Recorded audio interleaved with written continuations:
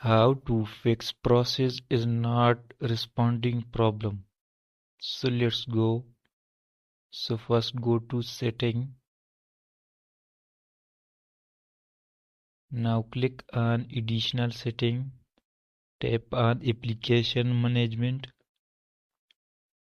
Now here you will see all your application. Now scroll down and click on Google Play service. Click on manage space.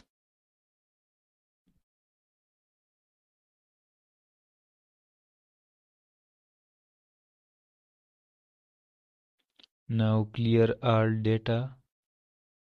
Tap on delete. Now go back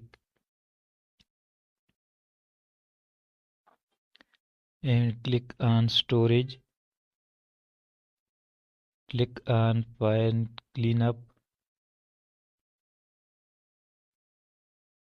and go back. Open Play Store.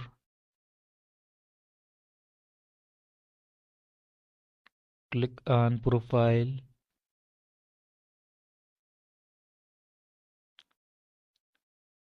Now click on manage apps and device. Click on update available.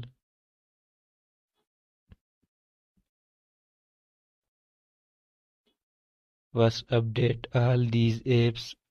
After updating, the problem will be solved easily. Thanks for watching.